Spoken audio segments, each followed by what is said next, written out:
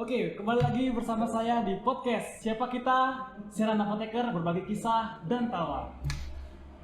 Oke, kali ini kita kedatangan tamu spesial dari PBF, yaitu adalah Kak Ari.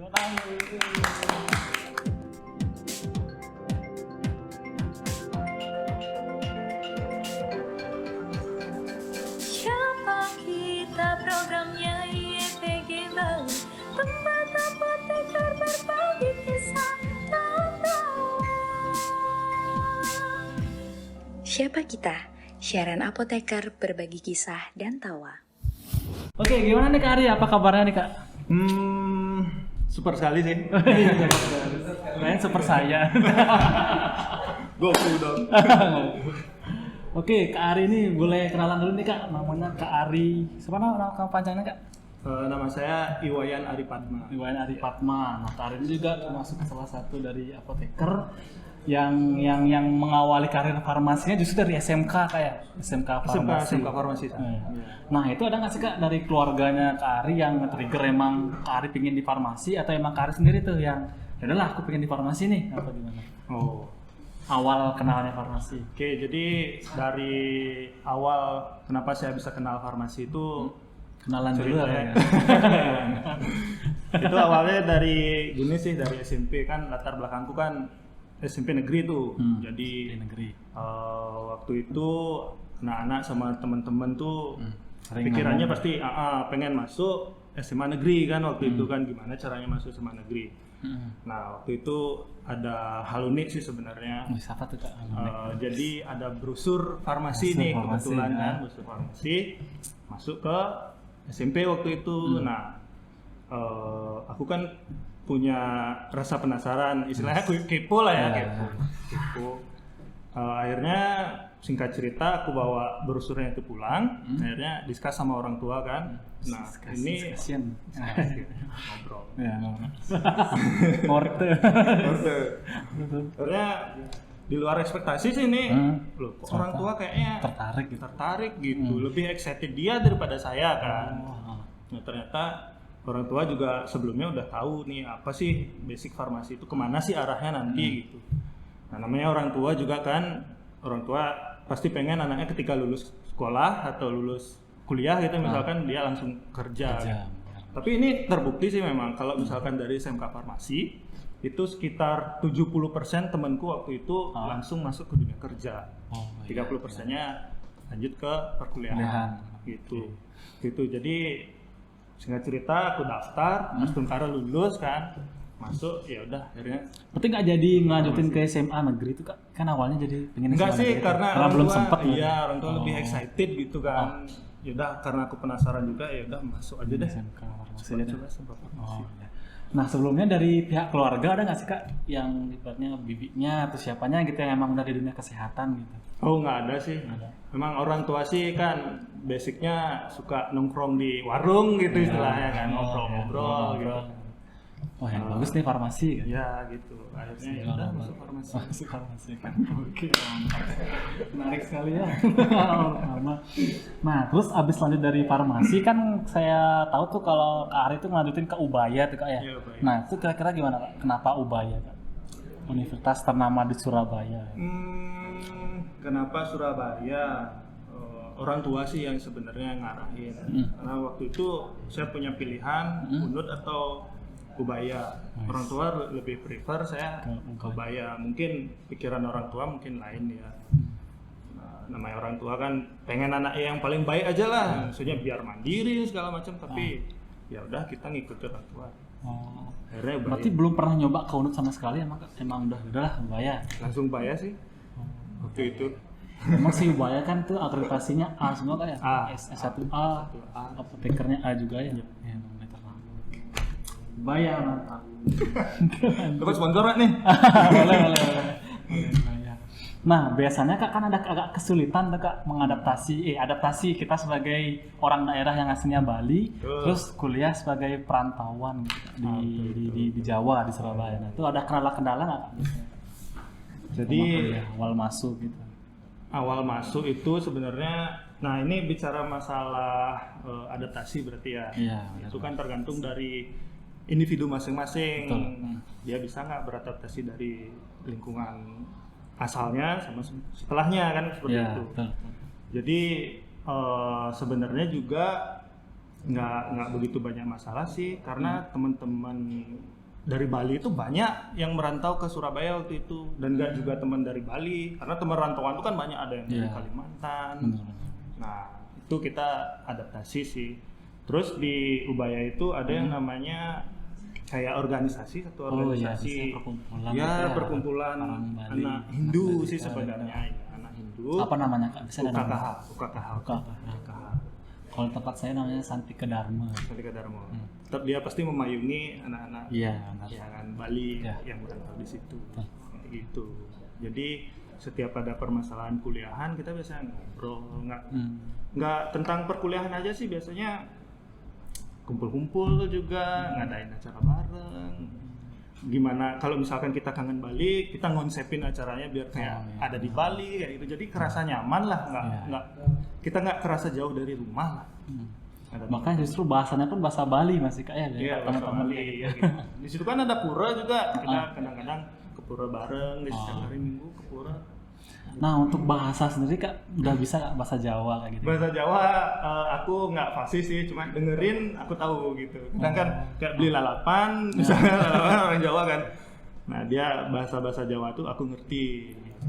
Soalnya kadang kan ngaruh juga tuh Kak kalau kita ngomong pakai logat Bali, belanja ke orang Jawa nih. Ini kan dimahalin harganya itu dia bilang.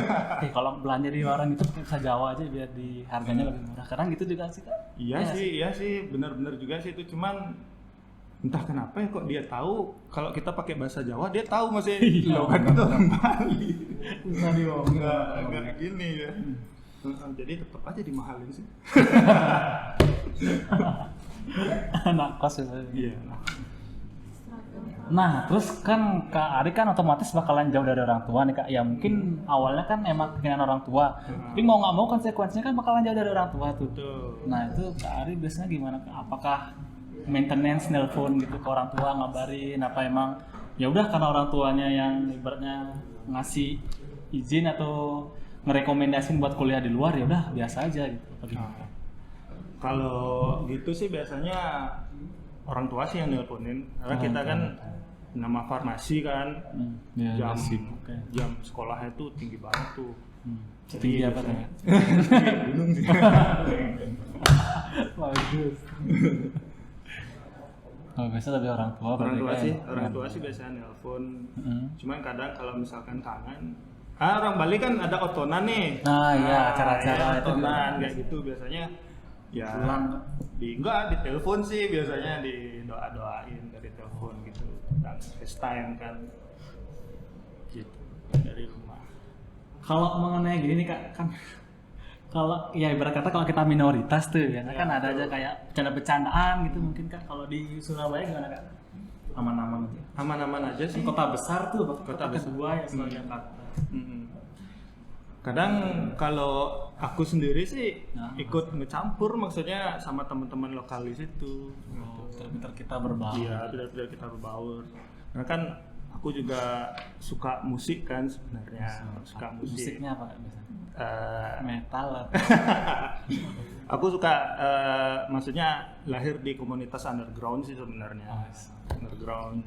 Ada teman-teman yang suka main skateboard, ada teman di musik juga. Ya kadang juga kalau misalkan jenuh, nah, aku biasanya sama teman-teman lokal di situ. Di mana sih ada event sekarang? Ada event musik. Kadang juga kita jamming di situ kan. ya. Enggak begitu. Nggak terlalu kerasa jadinya Terlalu Kak. kerasa. Kita having fun aja, sama seperti slogan YPG kan. Simple fun dan yang Iya. lagu aja. Farmasi kan susah tuh gimana menghadapi. Oh iya, untuk farmasi sendiri kan biasanya agak susah tuh Kak. Nah, kalau Kak Ari gimana Kak ngerasa pas kuliah? Atau karena udah backgroundnya di SMF jadi ya udah biasa. Oh. Gimana Jadi dari kuliahnya sendiri.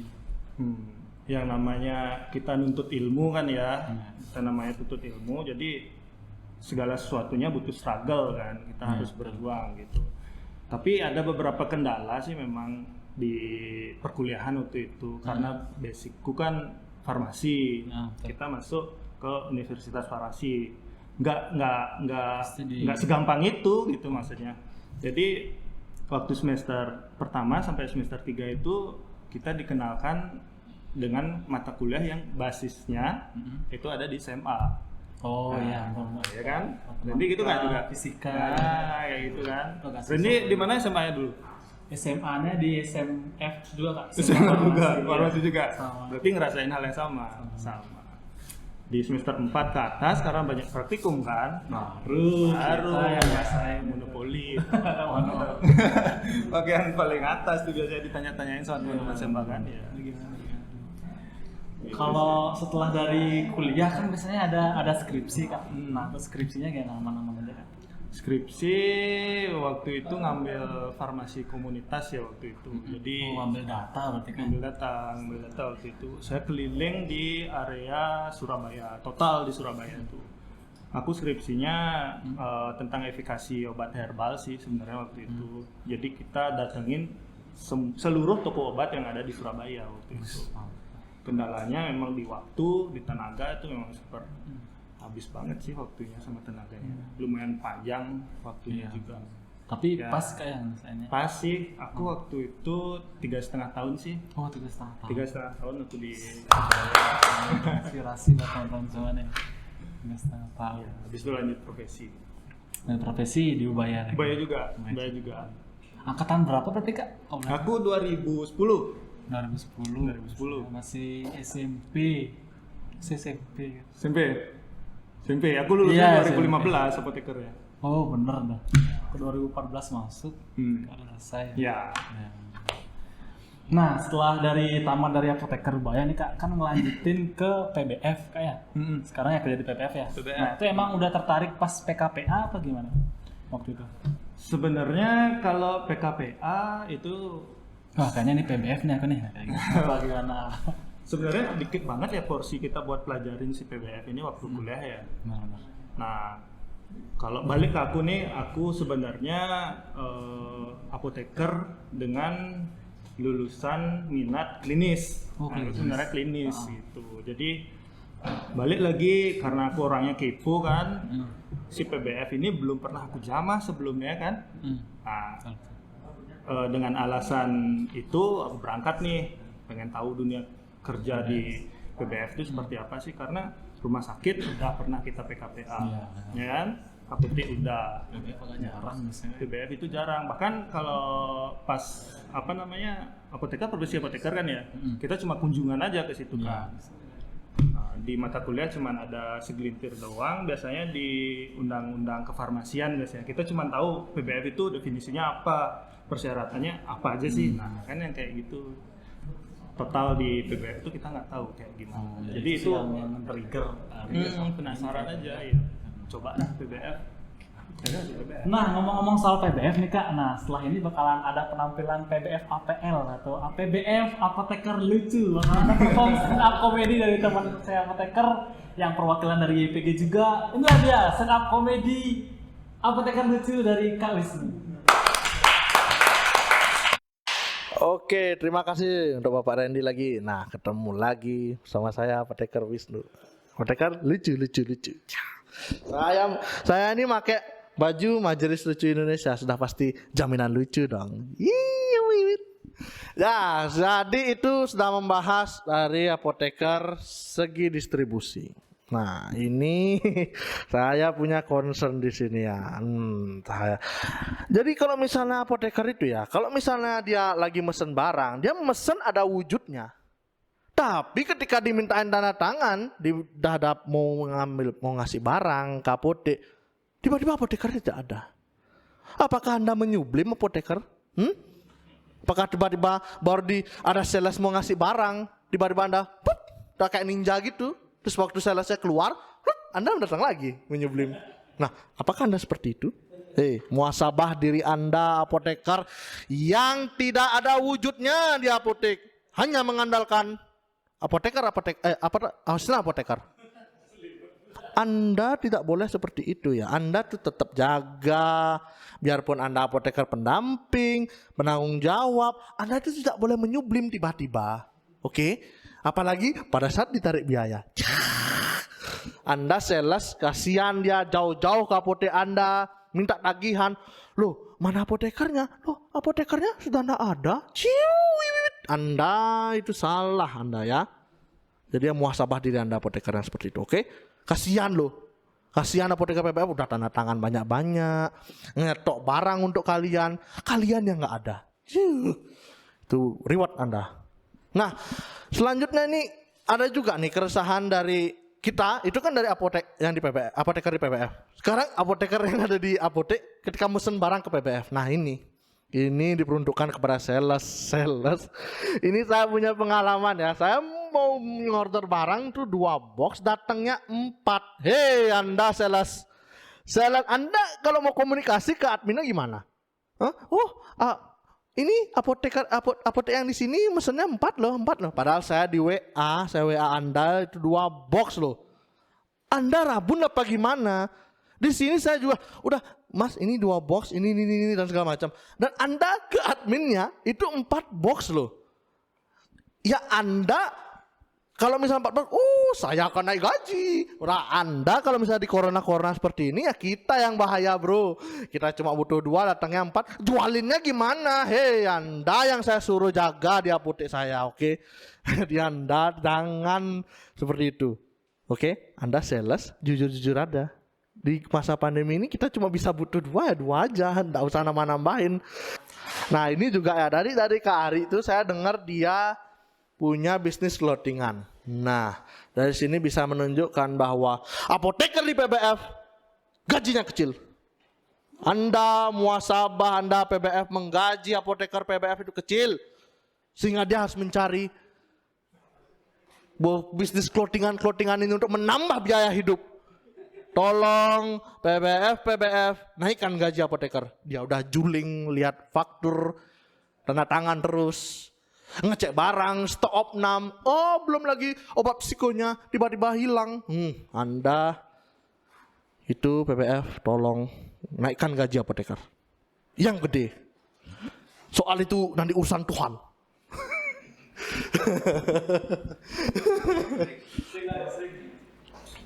Aduh, aku nggak bisa ini sih.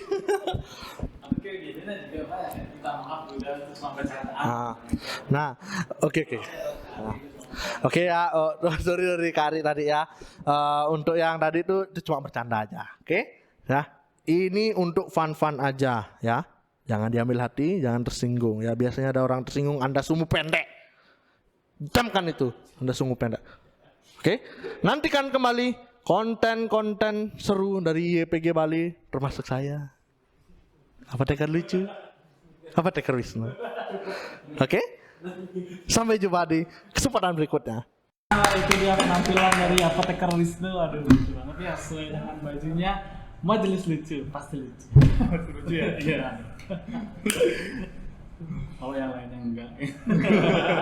Orang dia doang yang apa? Enggak ada lucu.